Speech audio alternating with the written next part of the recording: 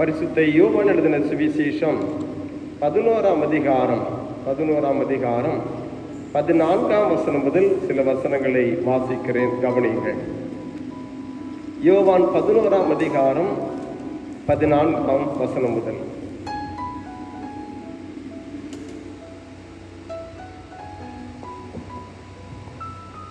யோவான் 11ஆம் அதிகாரம் 14ஆம் வசனம் முதல். அப்பொழுது இயேசு அவர்களை நோக்கி, லாசரு மரித்து போனான் என்று வெளிப்படையாய் சொல்லி, நான் அங்கே இராததினால் நீங்கள் விசுவாசமுள்ளவர்களுக்கு ஏது உண்டென்று உங்கள் நிமித்தம் சந்தோஷப்படுகிறேன். இப்பொழுது அவரிடத்திற்கு போவோம், வாருங்கள் என்றார்.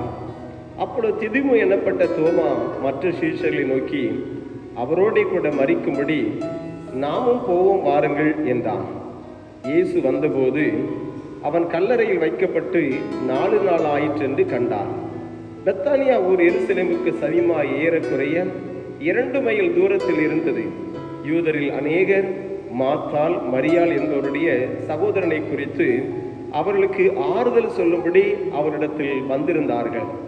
இயேசு வருகிறார் என்று மார்த்தாள் கேள்விப்பட்ட போது அவருக்கு எதிர்கொண்டு போனான்.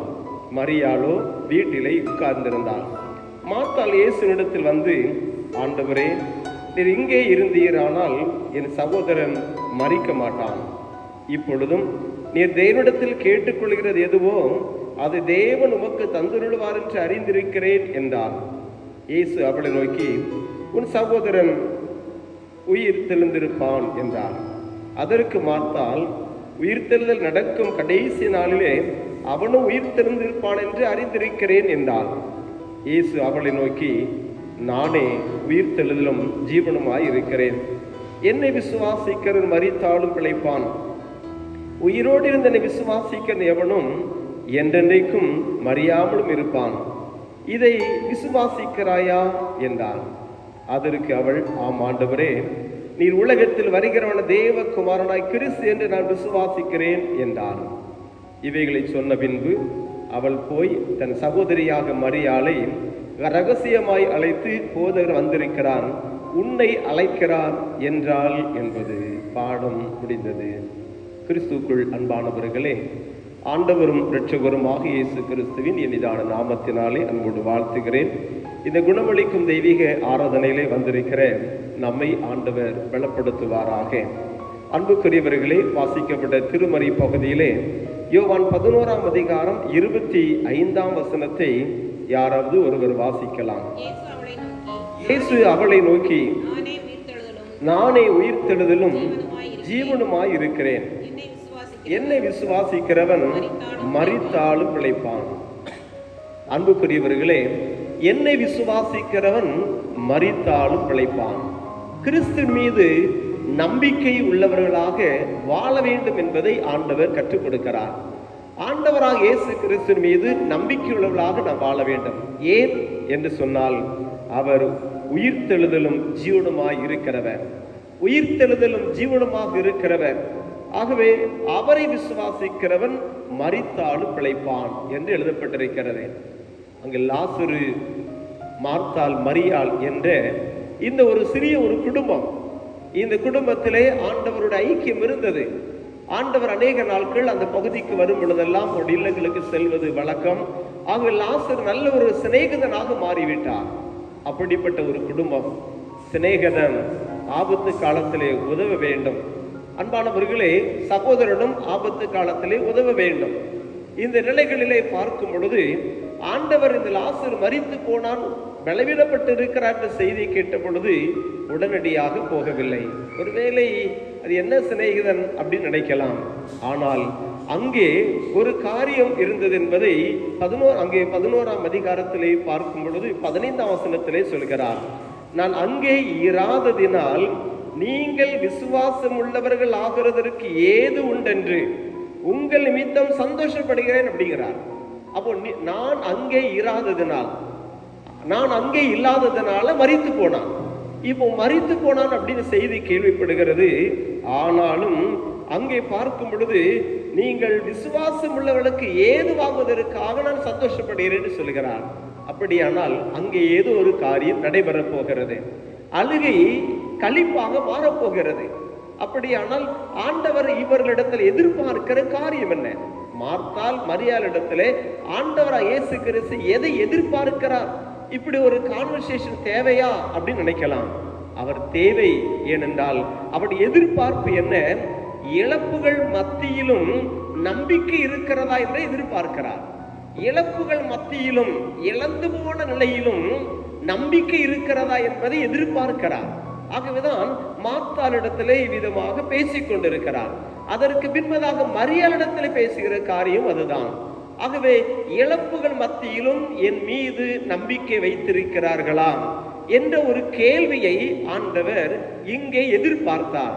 ஆகவேதான் இந்த நிலையிலே நானே உயிர்த்தெழுதல் ஜீவனுமாய் இருக்கிறேன் என்று ஆண்டவர் குறிப்பிட்டிருக்கிறார். அன்பான தேவனுடைய பிள்ளைகளே, இங்க அதற்கு பின்பதாக தான் திருமறை சொல்லுகிறது. ஆண்டவர் அவிதமாக உயிர்த்தல் நம்பிக்கை குறித்து அவர்களுக்கு சொல்லும் பொழுது இதோ 40ஆம் வசனம் சொல்லுகிறது. வாசிக்கலாம். யோவான் 11:40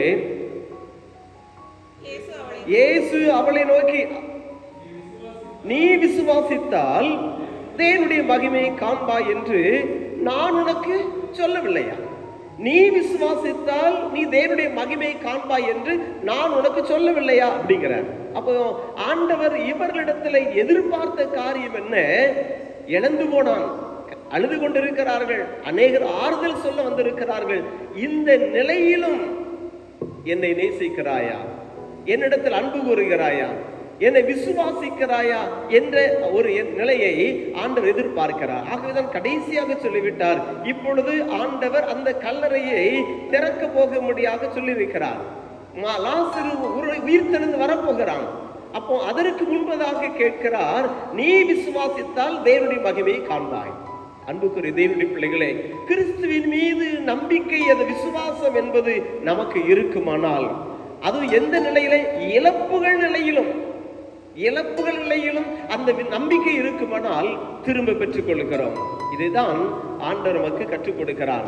ஒருவேளை நம் வாழ்க்கையில சில நிலைகளிலே சில காரியங்களை இழந்து போயிருக்கலாம், சில பொருளாதாரத்தை இழந்திருக்கலாம், சில உறவுகளை இழந்திருக்கலாம், சில நிலைகளில நாம் ஆவிக்குரிய வாழ்க்கையில கூட சில வரங்களை இழந்திருக்கலாம், ஆண்டவருடைய ரட்சிப்பின் அனுபவங்களை இழந்திருக்கலாம். ஆனால் இந்த நிலையிலும் ஆண்டவரிடத்தில் விசுவாசம் வைப்போமானால் திரும்ப பெற்றுக் கொள்கிறோம் என்பதுதான். அன்பான தேவனுடைய பிள்ளைகளே, லாசருவே நீ வெளியே வா. கல்லறை திறக்கப்பட்டது, கல் புரட்டப்படும் பொழுது நாறுமே என்று சொன்னார்கள். இப்பொழுது ஆண்டவரை விசுவாசிக்கிறார்கள், இப்பொழுது கல் புரட்டப்படுகிறது. லாசருவே வெளியே வா என்று சொல்லுகிறார். அப்பொழுது அவன் கட்டுண்டவனாக வெளியே எழுந்து வருகிறான். அவனை கட்டவிழ்க்க சொல்கிறார்கள், உணவு சாப்பிட சொல்கிறார்கள். வாழ்க்கையிலே அவன் மீண்டுமாக இந்த குடும்பம் மகிழ்ச்சியை பெற்றுக் கொள்கிறது. எதை இழந்து போனார்களோ, இழந்து போனதை திரும்ப பெற்றுக் கொள்கிற நிலையை இந்த பகுதியிலே நாம் கற்றுக்கொள்கிறோம். ஆகவே ஆண்டவர் எதிர்பார்க்கிறது என்ன? இழப்புகள் மத்தியிலும் என்னிடத்தில் நம்பிக்கை வைப்பார்களா? இதை ஆண்டவர் எதிர்பார்க்கிறார். பழைய ஏற்பாட்டில் ஒரு சம்பவத்தை நாம் பார்க்கும் பொழுது 2 ராஜாக்களின் புஸ்தகம் 4ஆம் அதிகாரம் 36ஆம் வசனத்திலே பார்க்கும் பொழுது 36ஆம் வசனம், அப்பொழுது அவன் கேயாசியை கூப்பிட்டு அந்த சூனேமியாளை அழைத்து கொண்டு வா என்றான். அவளை அழைத்து கொண்டு வந்தான். அவனிடத்தில் வந்தபோது அவன் குமாரனை எடுத்துக்கொண்டு போ என்று சொன்னான். இந்த பகுதி நமக்கு நன்றாக தெரிந்திருக்கும். சூனேமியா, அந்த சூனேமியாளுக்கு ஆண்டவர் கொடுத்ததான ஒரு ஆசீர்வாதம், ஒரு குழந்தை செல்வத்தை கொடுத்து விட்டார். ஆனால் நிகழ்ந்தது என்ன? அவன் தலைவலிக்கிறது என்று சொல்கிறான். கடைசியாக மரித்து போகிறான்.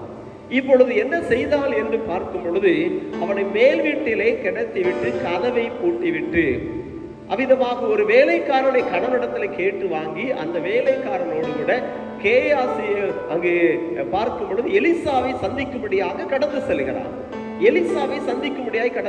எலிசா தான் சொன்னது, இதோ உனக்கு இவ்விதமாக ஒரு ஆண்டவர் ஒரு அற்புதமான குழந்தையை தருவார் என்று ஆண்டவர் எலிசா மூலமாய் சொல்லப்பட்ட ஒரு காரியம். இப்பொழுது மரித்து போன நிலை, இழந்து போன ஒரு நிலையில், ஆனாலும் அது உயிரோடு வரும் என்ற நம்பிக்கை நிச்சயமாக இது கர்த்தர் கொடுத்த காரியம், ஆண்டவர் கொடுத்த காரியத்தை ஒருவரும் எடுத்துக்கொள்ள முடியாது என்ற ஒரு விசுவாசம் இந்த சூனைமையாளுக்குள் இருந்தபடியினாலே உள்ள வச்சுட்டு கட்டில படுக்க போட்டுட்டு கதவை போட்டுட்டு நேரே எலிசா தீர்க்கதரிசியிடத்திலே போகிறார்.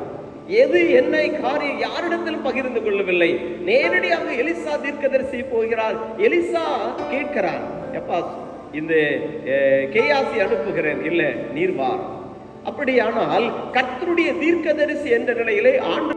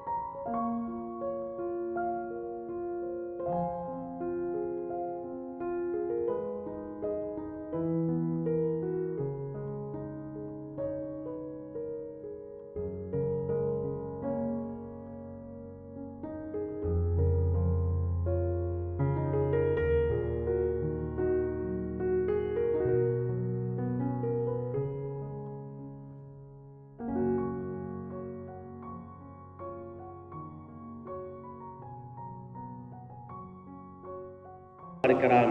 ஒருவேளை நாமே கணக்க போட்டு பார்த்து இது டேலி ஆகாது அப்படின்னு நினைச்சிடறோம். இல்லை, கர்த்தரால் கூடாத காரியம் ஒன்றுமில்லை. விசுவாசம் அது நிச்சயமாகவே பலன் உள்ளது, அது நம் வாழ்க்கையில மேன்மையானது.